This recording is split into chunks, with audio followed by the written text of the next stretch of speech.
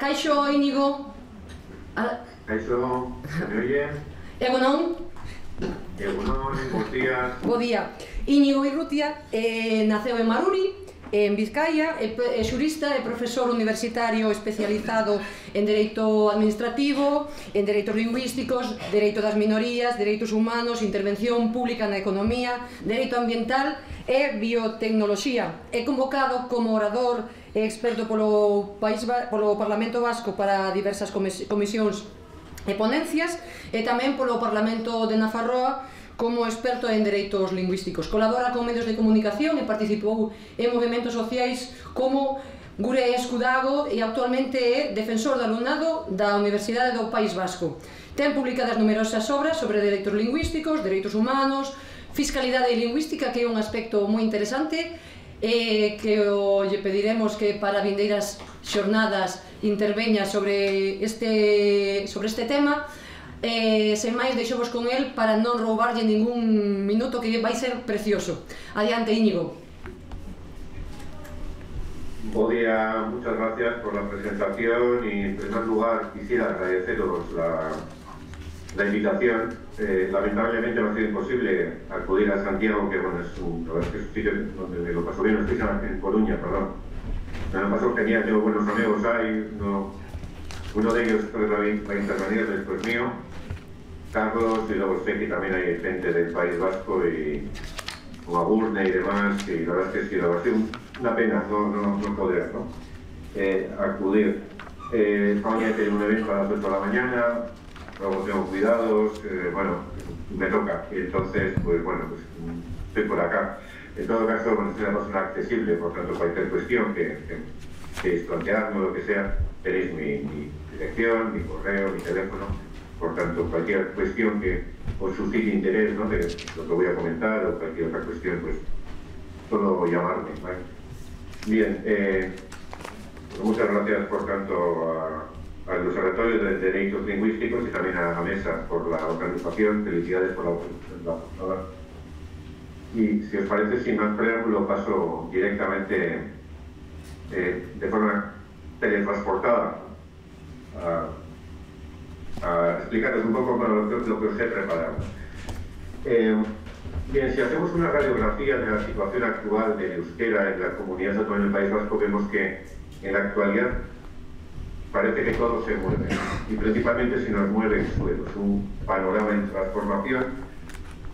Os explicaré que el euskera está sufriendo unos ataques de una violencia que no se conocía desde la aprobación de la Constitución.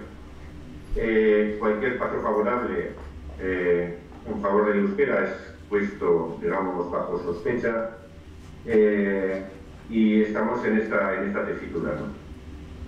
Hablaré un poco daré algún dato sociolingüístico y veremos que, bueno, que a nivel de conocimiento vamos subiendo poco a poco en la comunidad autónoma. En Navarra algo menos y en Iparralde vamos descendiendo en conocimiento, pero en uso la verdad es que el panorama es bastante desolador, ¿no? Ahí abajo tenéis a dos personas, Jon Sarasúa y Iñaki Lurrebaso, que analizan la cuestión. Hay muchos más sociolingüistas de interés en el País Vasco. Bueno, me fijo en estos dos que vienen a decir que coinciden, ¿no?, en decir que hace falta un salto cualitativo, un paso adelante de gran importancia para recuperar un poco los ritmos de crecimiento, y estamos a 200 años más o menos de la plena recuperación del euskera y a 20 de la pérdida. Entonces estamos en esta tesitura. Bueno, el modelo dentro del que se desarrolla la política lingüística vasca es un modelo, veremos, de separación, un modelo que se inserta dentro del marco constitucional del 78. El euskera es oficial en toda la comunidad del País Vasco, no así en Navarra. En Navarra la oficialidad del euskera es codificada, es parcial.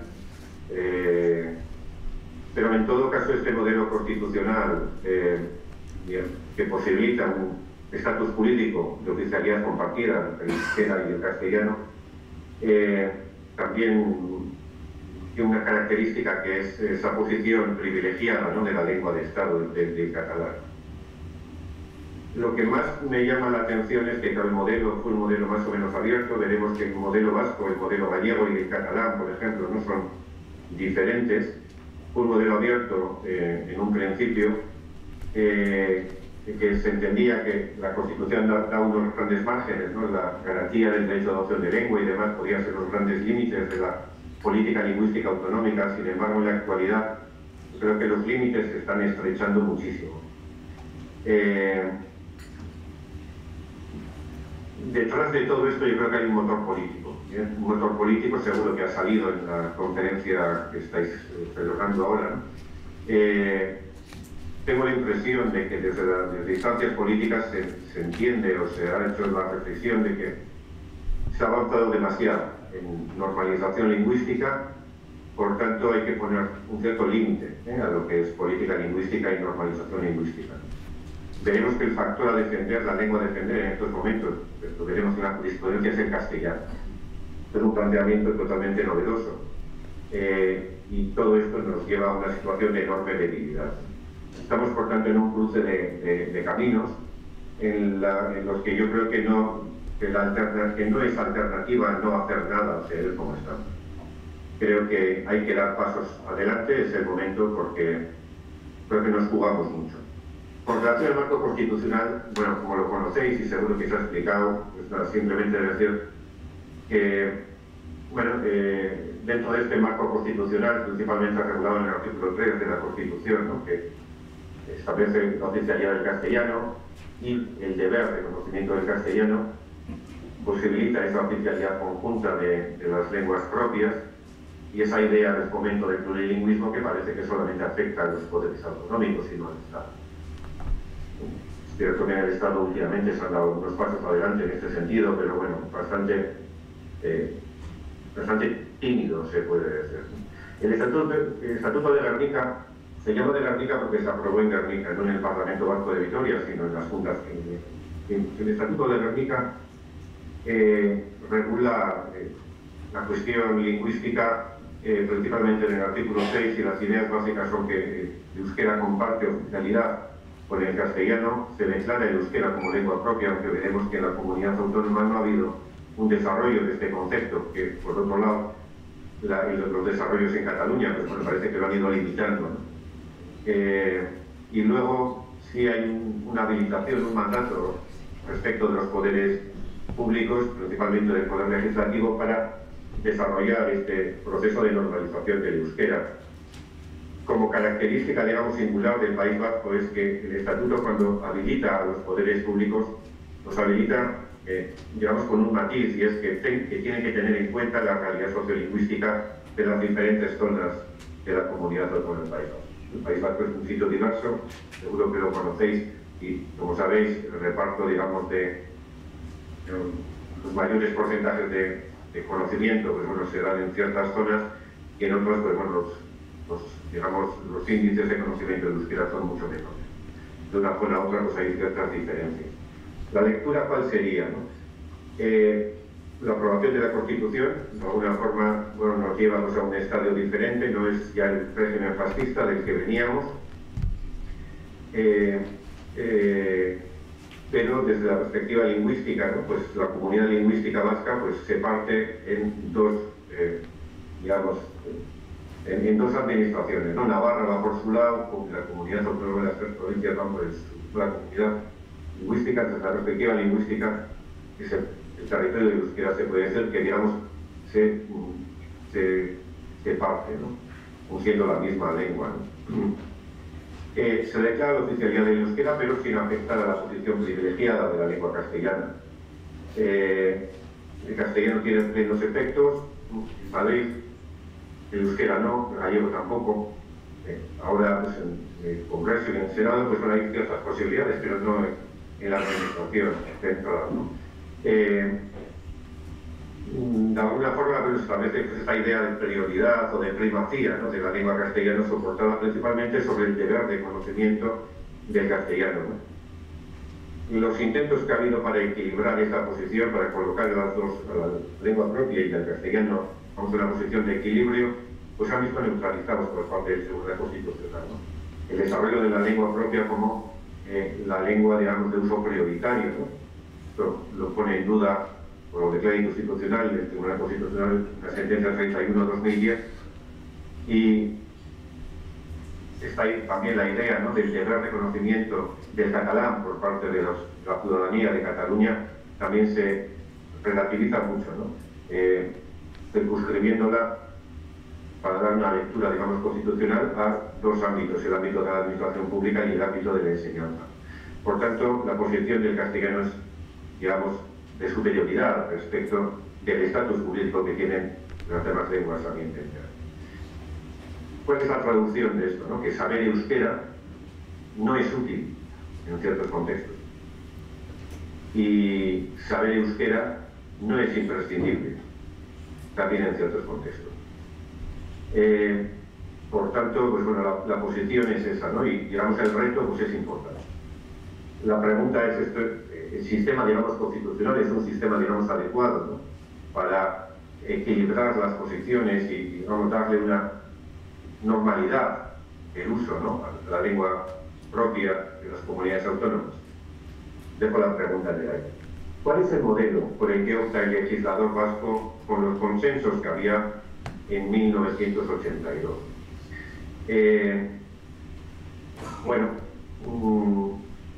la legislación que aún sigue en vigor sobre la concepción del euskera, yo creo que Galicia, el País Vasco, estamos muy parejos, ¿no?, en el tema de la reforma del estatuto, el tema de la vigencia, ¿no?, de la legislación lingüística, ¿no? Estamos prácticamente donde estábamos en los 80.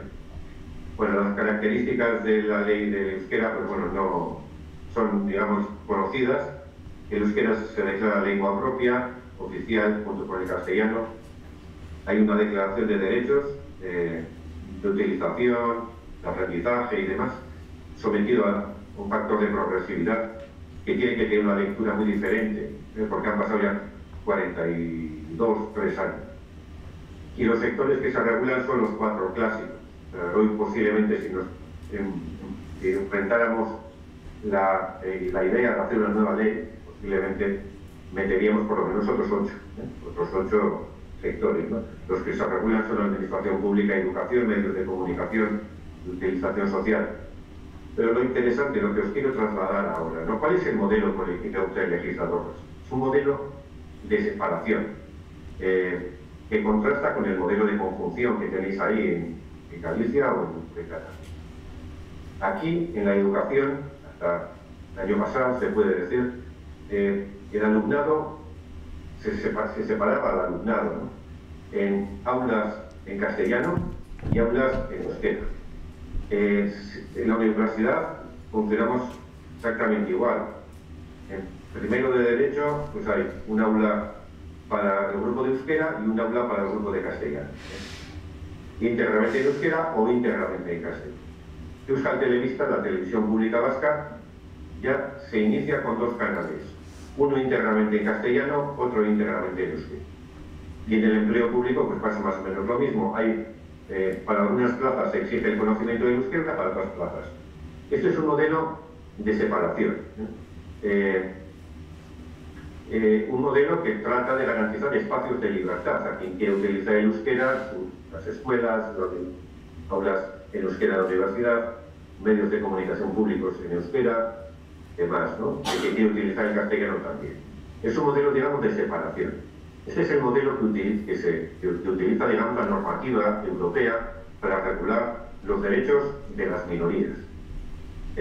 Las minorías tendrán derecho a crear sus escuelas en su lengua minoritaria, las minorías tendrán derecho a relacionarse en la lengua minoritaria si, bueno, responde a una necesidad real y demás, y hay un número suficiente, digamos. Se trata de garantizar espacios de libertad, y esto es lo que hace, ¿no?, la ley del euskera. Os pongo ahí un artículo para que después entendáis mejor lo que voy a decir a continuación. El artículo 14, párrafo 2 de la ley del euskera dice: los poderes públicos determinarán las plazas de la administración pública para las que es perceptivo el conocimiento de las lenguas. Por tanto, en algunas plazas el euskera será condición, pero para otras no. Bien. El modelo vasco pues es un modelo, digamos, que separa dos comunidades. El modelo pues, ha supuesto avances, ahora veremos algún dato sociolingüístico, ¿no? Pero plantea importantes cuestiones, ¿no?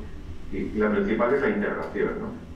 Conocéis la historia del País Vasco y entenderéis que en estos momentos la cuestión de la integración, también de la integración lingüística, pues es fundamental, ¿no? Por tanto, yo creo que es momento de dar pasos, digamos, en positivo hacia una situación o una legislación diferente. Aquí tenéis algunos datos sociolingüísticos. Veis cómo crece el conocimiento del euskera. En el 91, son datos de la encuesta sociolingüística. Una de cada 4 personas en 1991 sabía euskera. En 2021, que es los últimos datos de la encuesta, más de 1 de cada 3 ya conoce el euskera. Pongo aquí que, bueno, en principio todo responde a su tiempo, ¿no? Posiblemente la ley de euskera, pues bueno, responda a su tiempo, pero han pasado 42 años. Y si hacemos una lectura, digamos, más atenta, ¿no?, de estos datos, veremos que, por ejemplo, en la franja de edad más joven, entre 16 y 24 años, el 74,5% es bilingüe. Y si nos fijamos en la parte de la encuesta que trata sobre las actitudes frente al euskera, actitudes frente a las lenguas y demás, de entre los mayores de 16 años, el 74% cree que para acceder a un puesto en la administración pública debiera ser imprescindible saber euskera. Yo creo que sobre estos datos podemos construir, ¿no? Podemos construir y podemos, digamos, dar un paso en positivo, ¿no?, para en favor de la normalización, de hacer normal, ¿no?, el uso del euskera en todos los años. En este momento que se está planteando, digamos, esta reflexión, ¿no?, la ley del euskera tiene mucho más camino, ¿no? Pues viene lo que se ha llamado a denominar la ofensiva judicial contra el euskera. En algunos sectores, principalmente en el sector de la educación y de la administración local, se produce un cierto cambio de paradigmas. Ahí tenéis 2 normas. La de educación es del 2023, la de administración local es del 2016, los desarrollos ya reglamentarios son de 2019, cuando, bueno, son, digamos, bueno, nuevas tendencias, ¿no? En la educación se concibe el euskera como el eje del sistema educativo, dentro de un sistema, digamos, plurilingüe, pero una enmienda de última hora ha dejado las cosas un poco en el aire. En la actualidad nadie sabe muy bien, ¿no?, qué es lo que va a ocurrir en la educación, ¿no? ¿Por qué? Pues porque esa referencia a los modelos lingüísticos, al modelo A íntegramente en castellano, el modelo D íntegramente en euskera, esa referencia a los modelos lingüísticos que durante toda la tramitación, la larga tramitación de esta ley, desapareció, vuelve a aparecer 15 días antes de su aprobación definitiva. Por tanto, seguimos un poco a la expectativa de qué es lo que puede ocurrir.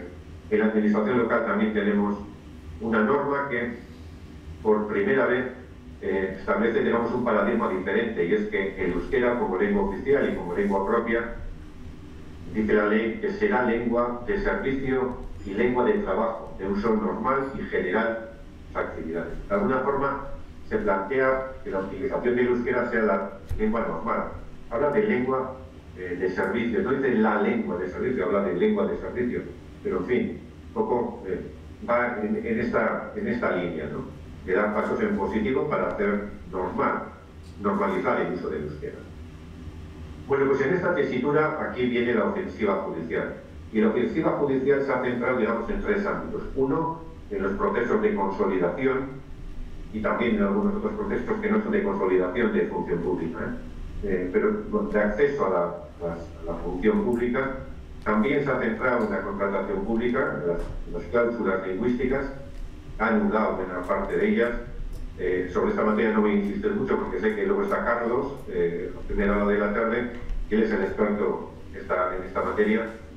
Por tanto, algunas ideas así como muy generales. Y luego también se ha pronunciado la jurisprudencia con relación al funcionamiento de los municipios, ¿no?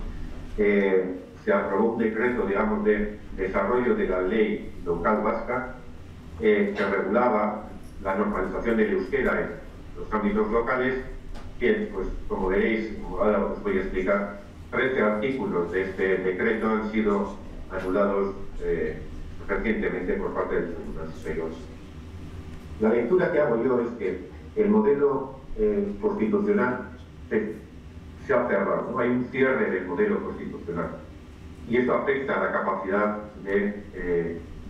la capacidad legislativa y también a la capacidad, digamos, normativa de la administración, ¿no? Yo os pongo algunas técnicas que han erosionado, yo creo, la capacidad que tenemos de hacer política lingüística en este caso. Por un lado, bueno, hay una ausencia notable, ¿no?, de avances legislativos por parte del Estado. La Ley Orgánica del Poder Judicial, 7 u 8 veces puesta en tela de juicio por el Consejo de Europa, sigue donde estaba. La Ley de Contratos, esta es una idea que haciendo de contrabandista la he cogido de Carlos Samuedo. La Ley de Contratos es una ley estatal, hay grupos nacionalistas en el Congreso de los Diputados, pero ninguno dispone con relación a la Ley de Contratos para introducir, igual que hay cláusulas ambientales, cláusulas sociales, pues también cláusulas lingüísticas, que es una cosa muy normal, ¿no?, teniendo en cuenta que muchas veces a través de la contratación se gestionan los servicios públicos de los que son titulares las administraciones. Lo mismo pasa en el ámbito de los medios de comunicación, con las zonas de emisión y demás, ¿no? Está respetado. Digamos, el ámbito territorial de las lenguas son otros criterios los que se utilizan. Y sobre todo yo creo que la segunda, digamos, la segunda técnica de erosión con relación a la capacidad que tenemos de regular los procesos de normalización lingüística es el giro interpretativo del Tribunal Constitucional. Luego, si queréis, os dejo la diapositiva, voy a ir rápido, ¿vale? Para no entrar en muchos detalles, pero tenéis una sentencia, la sentencia 82, 86, en los años 80, cómo se enfocaba el tema, ¿no? Sentencia del Tribunal Constitucional, la utilización de una sola de las lenguas oficiales puede hacerse indistintamente, por orden iniciativa o de los interesados, cuando así se regule, siempre que no se lesionen los derechos de ningún interesado que pueda alegar el desconocimiento de esa lengua. Por tanto, la utilización del catalán, del gallego o del euskera se posibilitaba, el Tribunal Constitucional no debía ningún problema, siempre con un límite, ¿no?, que es la garantía de los derechos lingüísticos. Vemos que en el estatuto de la sentencia contra el estatuto de Cataluña, ¿no?, pues ya aquí se plantean algunos límites, principalmente al tema de la preferencia. El concepto de preferencia, por su propio tenor, implica la primacía de una lengua sobre otra, ¿no? Por tanto, esto sería contrario a esa idea que crea el Tribunal Constitucional en 2010 del equilibrio inexcusable entre lenguas oficiales, el tratamiento que puede dar el legislador a las lenguas tiene que ser de equilibrio, porque la Constitución dice que la Constitución lo impone, ¿no?, sin que en ningún caso, digamos, una medida legislativa puede suponer un trato privilegiado respecto de la lengua propia, ¿no? ¿Veis? Que aquí ya se van cambiando y ya tenemos ya una sentencia de 2023 sobre la ley local vasca que posibilitaba la utilización normal del euskera, o posibilita la utilización normal del euskera, pero dice el Constitucional: cuando la administración resuelva que el euskera sea la lengua utilizada, dejaría al castellano injustificadamente desprovisto de toda posibilidad de uso. La igualdad de ambas lenguas quiebra por completo. O sea, fijaros en esta diapositiva, ¿no?, cómo se ve que se produce una evolución importante y un cierre por parte del Tribunal Constitucional. Y dice: las entidades locales del País Vasco, como poder público, no pueden tener preferencia por ninguna de las dos lenguas oficiales. La utilización normal del gallego, del catalán, del euskera, en las educaciones locales, pues está bajo sospecha, ¿vale? Como reacción a esta sentencia, pues hay un voto particular interesante a esta sentencia 85/2023, que de alguna forma pone en cuestión esta idea, ¿no? Dice: hombre, que ha sido doctrina constitucional de toda la vida, que si un municipio funciona en gallego o funciona en euskera, que es lo normal, ¿no?, pues que si alguien solicita, ¿no? Pues, no sé, una notificación, pues que se lo solicita pues, en castellano, pues que se le remita esa notificación. Eso ha sido lo normal hasta ahora. Pues bueno, esto es lo que pone en tela de juicio, digamos, la sentencia, el voto mayoritario, ¿no? En esta sentencia, en este voto particular, dice, bueno, pues que eso lo hemos aceptado siempre.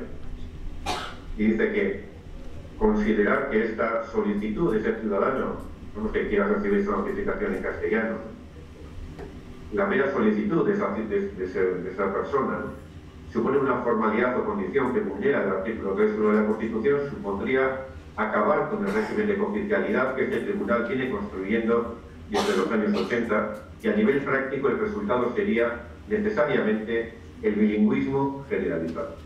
Yo creo que esta es la clave, ¿no? El voto particular yo creo que acierta en esto. Parece que nos están diciendo cuál tiene que ser la política lingüística, o dicho de otra forma, el Tribunal Constitucional hace política lingüística. No hay espacio para el legislador. La reflexión es: ¿quién hace política lingüística? Bien, lo dejo un poco en el aire. Aquí tenéis en esta diapositiva el tratado de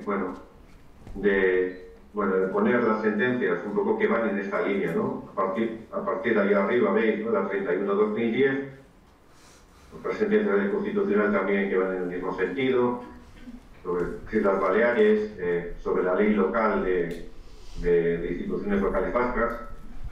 Hay sentencias del Tribunal Supremo también que van en la misma línea, y luego tenéis aquí un montón de sentencias tanto del Tribunal Superior de Justicia como de juzgados, sentencias a las que voy a hacer referencia de forma muy telegráfica. El decreto que en desarrollo de la ley local vasca, ¿no? Desarrolló, digamos, la utilización del euskera por parte de los municipios, fue objeto de recurso, de dos recursos, uno planteado por el partido político Vox y otro por el Partido Popular. Sorprende que el Tribunal Superior de Justicia no viera ningún problema de legitimación en la demanda que puso Vox, porque Vox en aquel momento no tenía ni un solo concejal en los municipios vascos, ¿no? Así todo, una norma de funcionamiento interno, pues bueno, lo recurre y va a parar. El Tribunal Superior de Justicia del País Vasco lo que hizo fue plantear una cuestión de constitucionalidad contra la propia ley, porque era consciente el Tribunal Superior de Justicia del País Vasco que este decreto no hacía más que desarrollar lo que decía la ley, ¿no? Después de la sentencia del Tribunal Constitucional, muy restrictiva sobre la ley de instituciones locales, el Tribunal Superior de Justicia del País Vasco anuló 13 artículos de este decreto. Y algunos, los fundamentos crean o producen sonrojo, ¿no? No os voy a leer, no voy a hacer referencia a todos ellos, ¿no? Pero hoy ahí tenéis, ¿no? En el artículo 27.1a del decreto 179/2019, decía que cuando en los municipios se tienen que dar mensajes a través de sistemas de altavoces y demás, ¿no? El primer mensaje fuera en euskera, ¿no? Y después en castellano. Bien, pues esto el Tribunal Superior de Justicia del País Vasco entiende que es contrario al equilibrio inexcusable entre las lenguas, porque coloca una de ellas por encima de la otra. Lo mismo en el artículo 27.1a, ¿no? El decreto decía en este artículo que la primera palabra de los funcionarios, de las funcionarias y de los funcionarios que están en atención al público en la ventanilla, ¿no? En los ayuntamientos, que la primera palabra fuera en euskera y que después ese funcionario o funcionaria continuaría, ¿no? En la lengua que utiliza digamos, el usuario de ese servicio ciudadano o la ciudadana. Bien, pues el Tribunal Superior de Justicia dice que esto es contrario al equilibrio inexcusable. Por tanto, ahora se anula ese artículo y ahora, claro, el problema que se le plantea a una persona que está en la ventanilla del ayuntamiento es ¿qué hace, no? Claro, se queda callado y espera a que, no sé, ¿no? O sea, son cosas, digamos, pues que no tienen ninguna lógica, pero para que veáis un poco dónde estamos. Hay sentencias como la de un juzgado de Vitoria-Gasteiz que dice lo siguiente: la Administración parece olvidar que el euskera ocupa la 5ª posición de los idiomas más difíciles del mundo. En algunas listas aparece incluso el primero. La principal dificultad de esta lengua es que no comparte ninguna conexión con ningún otro idioma, ya que ha evolucionado a lo largo del tiempo de forma aislada, a lo que se añade la complejidad de su estructura y vocabulario, cuyas palabras cambian de significado al adicionarse uno de los cientos de sufijos, prefijos e infijos que se dan en esta lengua. Esto aparece en una sentencia. O sea, es que a mí es que esto da vergüenza. Da vergüenza. Yo creo que bueno, es una gravedad pues, insólita, ¿no? Otra sentencia, esta es una sentencia que crea una jurisprudencia a la que aún no se ha podido dar vuelta. En el País Vasco, los requisitos lingüísticos se establecen para ciertas plazas y eso se establece de acuerdo con la redacción de puestos de trabajo. De forma previa, se establece en la redacción de puestos de trabajo cuáles de esos puestos tienen que tener el perfil preceptivo o cuáles tiene que exigir el conocimiento de la lengua vasca para la provisión de esos puestos, y si esos puestos salen a oferta pública, pues para el acceso a la pública. Bueno, eso es el sistema, es un sistema regular, ¿no? A través de decretos y demás. Aparece también en la ley también desarrolla este sistema de decretos lingüísticos hacia a grandes trazos. Bien, pues el tribunal entiende que, bueno, cualquiera que sea la legislación del País Vasco, lo que diga la ley de empleo público vasco, lo que digan los decretos de perfiles lingüísticos, entiende que como la policía municipal patrulla en parejas, que es suficiente con que una de ellas conozca el euskera para poder atender si hay algún ciudadano o ciudadana que quiere expresarse con ellos en euskera, ¿no? Esto también, de alguna forma, el tribunal lo que hace su política lingüística, le dice a la administración cómo tiene que hacer su trabajo, entra en un ámbito en el que yo creo que no puede entrar un juez podrá decir si una norma es correcta, si una decisión administrativa es correcta o no, pero lo que no puede es decirle a la administración cómo tiene que patrullar la policía municipal. Y luego, dice, efectivamente, exigirlo, ¿no? En aquel caso, exigir conocimiento del euskera, en aquel caso, se exigía yo creo que a todos los agentes. Pero eso era así porque el sistema de perfiles lingüísticos le decía al ayuntamiento lo que tenía que hacer, ¿no? Tiene que ver con unos índices de conocimiento del euskera y demás. Un sistema pues, un poco complejo, pero bueno, en fin, la normativa le decía al ayuntamiento lo que tenía que hacer. Pues dice el tribunal que como se exigía en esa convocatoria de conocer euskera a todos los funcionarios de policía local, pues que esto supone un elemento de discriminación hacia una parte importante de la población. Fijaros el sesgo que tiene, ¿no? ¿Cuál es la lengua o cuáles son los ciudadanos a los que protege, ¿no? O los que, ¿no? Pues son los que no saben. El caso Uriaspi es exactamente igual o muy parecido al de Irún, al de la Policía Municipal de Irún. Este también es una sentencia también importante que se cita en todas las demás, en todas las posteriores, ¿no? Estos eran cuidadores y cuidadoras bueno, es un organismo autónomo, que era una fundación de la Diputación Foral de Guipúzcoa. En una convocatoria pública salían 36 plazas a oposición, 34 tenían perfil de euskera preceptivo y 2 no.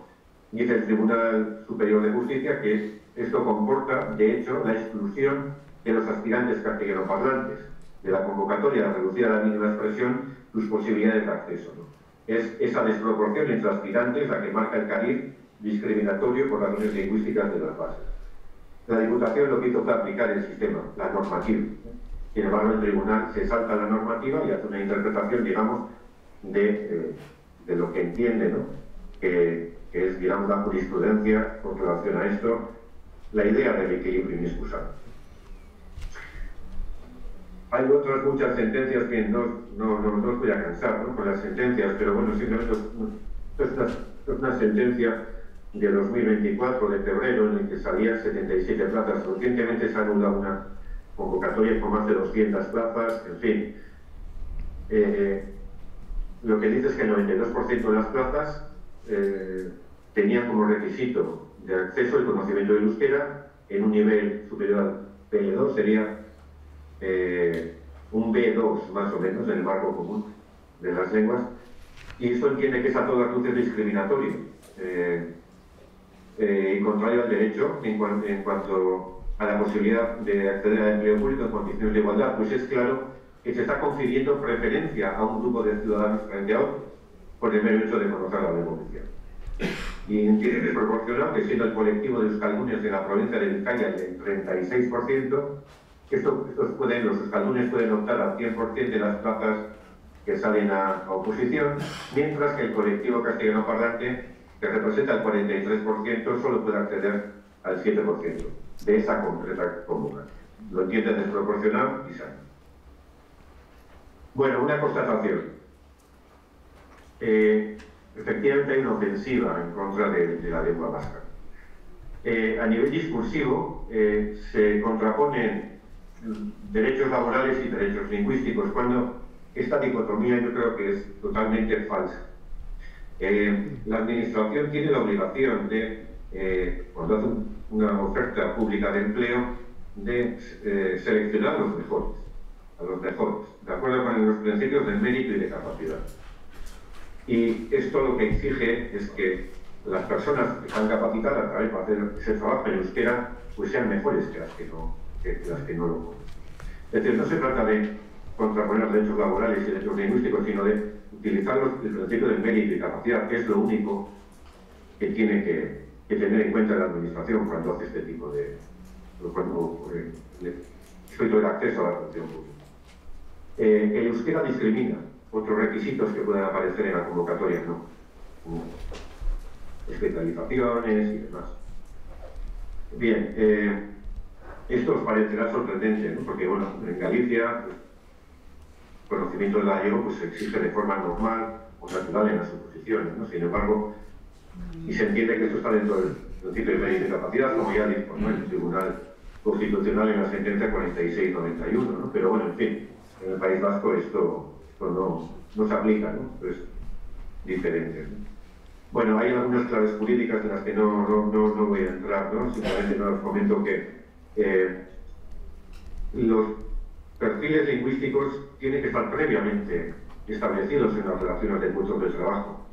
Es decir, cuando sale a oposición una plaza, la plaza tiene que estar previamente en la RPT, y esa RPT, las relaciones de puestos de trabajo, tiene que determinar si se exige o no el euskera. Y eso, en qué puestos sí, en qué puestos no, pues eso tiene que ver con una normativa que, bueno, de acuerdo con el índice de efectividad, se establecen pues, tantas plazas y demás.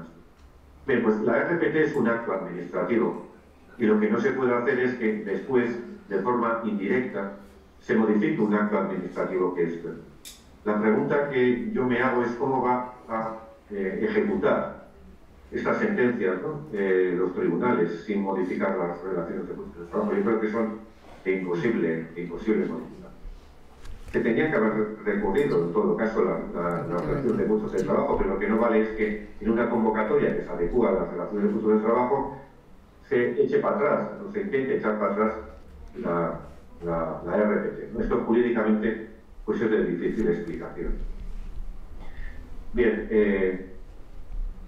bueno, y otra pregunta que queda en él es por qué no aplican los tribunales radicados en la Comunidad Autónoma del País Vasco pues la jurisprudencia del Tribunal Constitucional, 46-91, por ejemplo, y por qué se fijan solamente, ¿no?, en una convocatoria en concreto, ¿no?, si es desproporcionado o no las cosas que salen en euskera y en castellano. Es que eso no tiene ninguna base legal. En fin, pues estamos en estas, ¿no? ¿Dónde estamos en estos momentos? Pues bueno, estamos en una situación de total inestabilidad jurídica. Es cierto que ofensivas contra el euskera lo ha habido durante toda la historia, incluso después de la Constitución, ¿no? Pero yo creo que las características, ¿no?, que tiene esta última, digamos, ofensiva contra el euskera, pues son de una intensidad, yo creo que enorme, ¿no? Los fundamentos que pueda haber, los fundamentos, digamos, más políticos, ¿no?, que pueda haber detrás de esta ofensiva serían que con la normalización se ha llegado demasiado lejos, hay que de alguna forma limitar, ¿no?, el euskera discrimina a los castellanoparlantes, esta idea. Y la tercera idea es que se ha de defender a la lengua castellana. Por tanto, desde la perspectiva de la política lingüística de normalización, pues los márgenes son muy estrechos en la actualidad. Toda medida favorable al euskera está bajo sospecha, hasta decirle a la administración que primero dé los mensajes en euskera y luego en castellano. Esto se anula por el Tribunal Superior de Justicia. Toda medida asimétrica que sea favorable al euskera, pues los alcaldes, alcaldesas de la Comunidad Autónoma del País Vasco no saben qué hacer. Si echar para atrás todo, si no pedir el conocimiento del euskera en las convocatorias, no saben qué hacer. Y todo está, digamos, está todo bajo sospecha y con esa espada de Damocles de los tribunales. Pues diré entre paréntesis que hay algún sindicato del País Vasco que está un poco en esta idea, recurriendo sistemáticamente las convocatorias de acceso al empleo. Desde las bases normativas jurídicas que han soportado la normalización del euskera desde los años 80, en estos momentos yo creo que están, han demostrado su fragilidad. Por tanto, lo que se exige un poco esta es la idea que os quería transmitir como idea final, ¿no? Yo creo que se exige un nuevo pacto social, ¿no? Un nuevo pacto social que dé lugar, digamos, a un nuevo pacto político y así, de alguna forma, dar un paso hacia adelante, ¿no? Yo creo que no es alternativa no hacer nada, como habéis visto. Creo que a euskera hace falta un nuevo estatus jurídico y político. Hay que recuperar la capacidad de política lingüística y daros cuenta de que ahora ya no estamos en el momento cero, estamos en el momento -7. Hemos retrocedido un montón. Hace falta dar un salto cualitativo en la definición de los objetivos legislativos también. De la separación de comunidades tenemos que pasar a un sistema de mucha mayor cohesión social. Hay que convertir el euskera en la lengua de uso normal, y de la euskaldunización de los individuos creo que se tendría que enfocar la cuestión o pasar a una política lingüística que trate de euskaldunizar espacios, ¿no? Que sean espacios en los que el euskera se pueda desenvolver con normalidad y naturalidad, ¿no? Hay, yo creo que algunos ámbitos prioritarios, los jóvenes, la universidad. Se habla poco de la universidad, de nuestro sistema universitario, en el que el alumnado, los futuros médicos, los futuros farmacéuticas, se les separa en clases diferentes, de tal forma que algunos van a salir y van a poder funcionar o trabajar como médicos en euskera y otros no. Hay una barrera lingüística en las dos, digamos, comunidades, ¿no?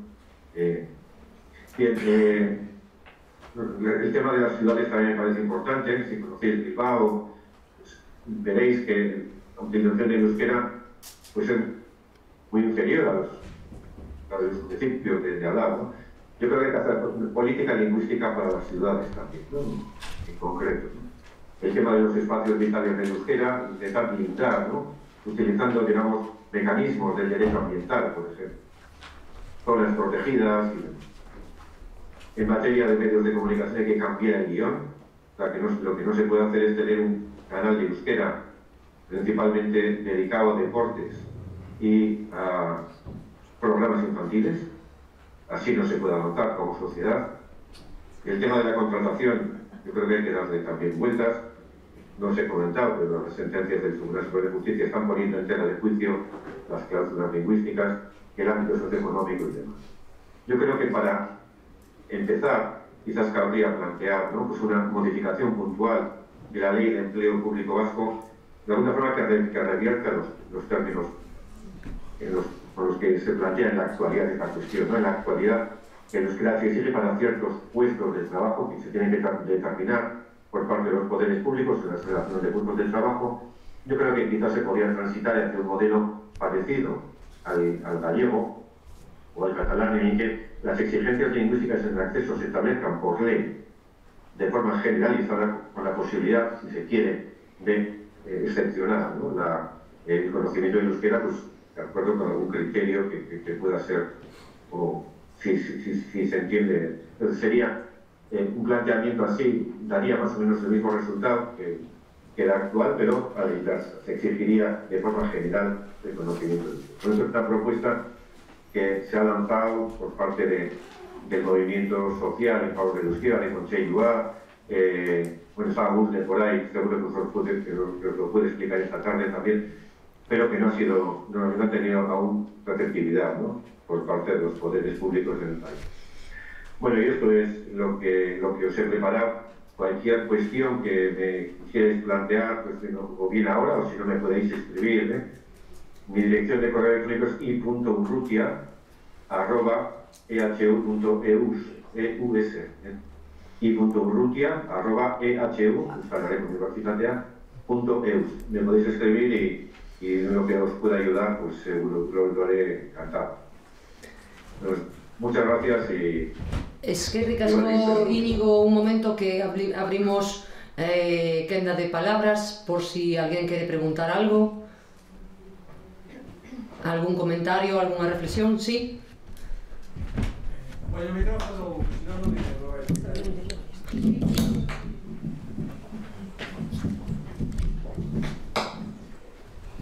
Aupa, Íñigo, ¿qué tal? Aupa. Carlos, aquí, ¿qué tal estás? Qué pena me da ahora uno poder ir. Oye, te ponemos falta,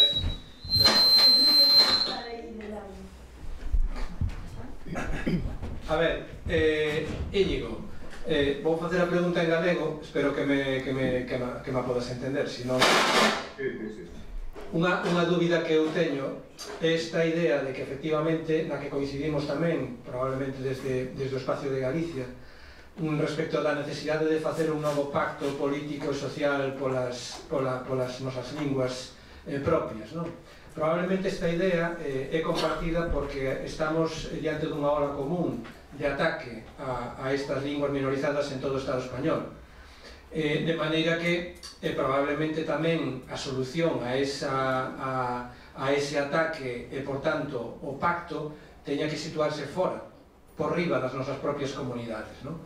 Que eu creo que tamén é unha reflexión necesaria, que se queremos realmente facer un pacto social e político mínimamente sustentable e perdurable polas nosas linguas, debémoslo facer un pouco máis arriba da nosa lógica política habitual, as que temos, a que levamos nos en cada noso país.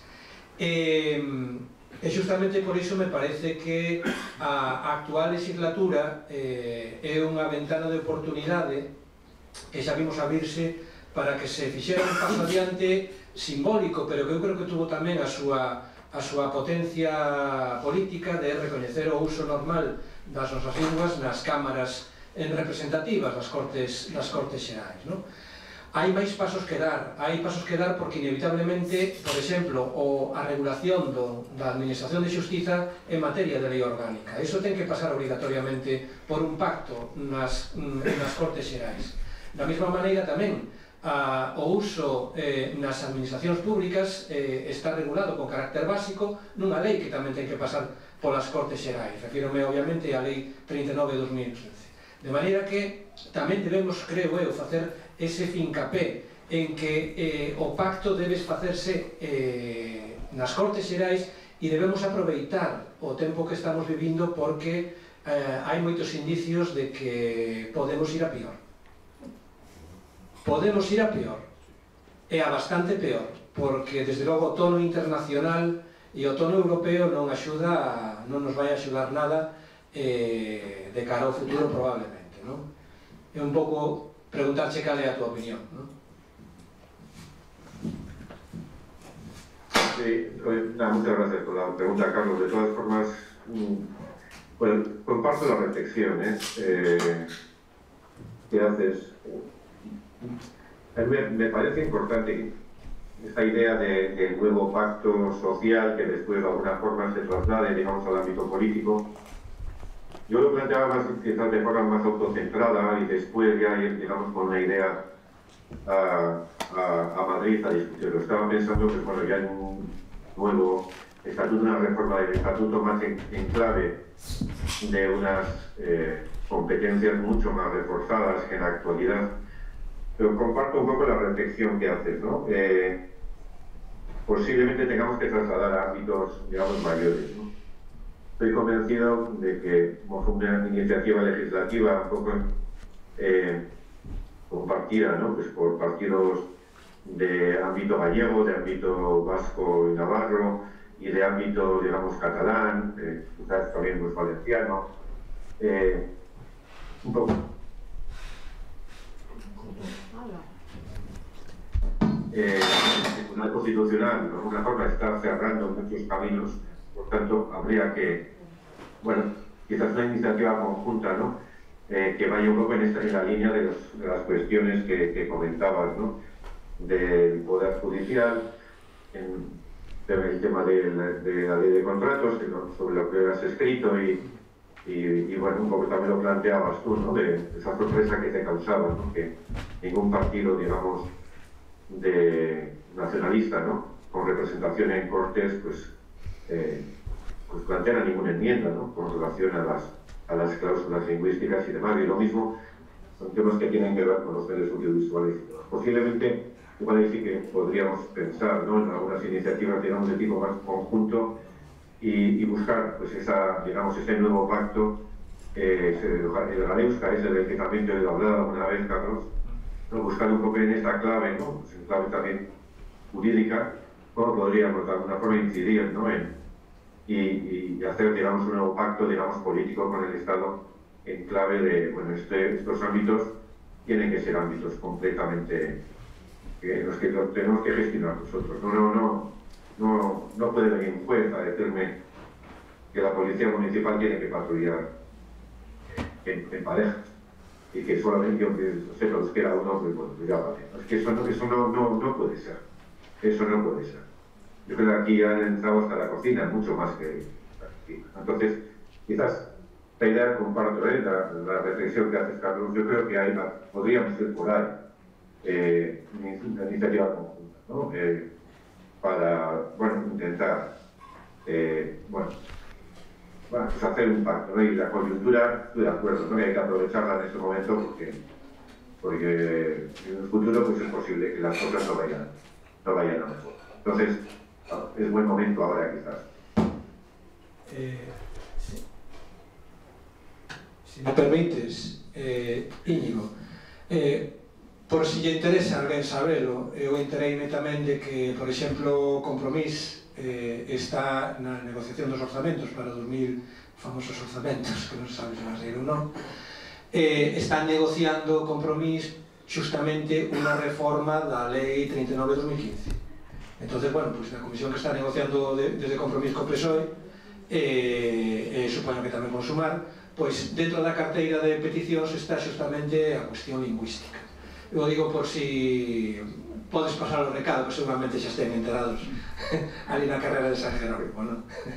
Pero se trata un pouco de ir poñendo un pouco as axendas en común das forzas políticas que están ali tamén, que son as forzas nacionalistas periféricos, non? Porque o problema é común e a solución tamén ten que ir por poñer en común os esforzos políticos e máis nada. Sí, moi breve. Queres comentar algo, Íñigo? Perdona? No, vou a dar a seguinte palabra, por favor, moita brevidade, porque imos un pouco en tempo, Iago. Bueno, no, simplemente era por preguntar cal era a actitude da mocidade con respecto á lingua. No, simplemente era para preguntar a actitude da mocidade de euskera, de Euskadi con respecto á lingua. Pero sería la actitud de la gente joven, de la... Ah, de la gente joven. Sí. De la gente joven, sí. Respecto a la lengua. Pues hay en el plano del conocimiento, el conocimiento sube, pero de alguna forma el arraigo, ¿no? Que hay respecto del euskera pues es cada vez menor, ¿no? Es la segunda lengua para la mayoría de la gente joven que conoce el euskera. Se utilizan con mucha más facilidad el castellano, tienden más a la utilización del castellano entre ellos. Por tanto, aquí tenemos Esto es una de las reflexiones que hace la perspectiva sociolingüística, ¿no? Hay que dar un paso adelante. El sistema, digamos, de total libertad actual, de garantizar espacios, ¿no? El sistema hay que dar, digamos, un salto cualitativo, ¿no? Se habla de un salto a gran escala. Un salto a gran escala que tenga reflejo en la normativa. O sea, no vale con parchear. Hay que hacer un salto igual que se hizo en los 60, también en Galicia, o sería un pacto en esta clase, a muy gran escala, y esto tiene que venir acompañado con la normativa. Hay que blindar esto. Y bueno, a Carlos le diré que pasaré el recado, por supuesto, ya hablaré con la gente, porque yo creo que es el momento de hacerlo. Es el momento de hacerlo y hacerlo en cuanto antes sería beneficioso. Ben, pois está claro que este tipo de foros fanse cada vez máis necesarios, a súa utilidade queda patente con este acto que inaugural, podemos dicir. Agradecerche, Íñigo, toda a túa perspectiva, que sen dúbida é compartida e moi útil dende Galiza, e sen máis, pois agradecerche a túa intervención. Eskerrik asko.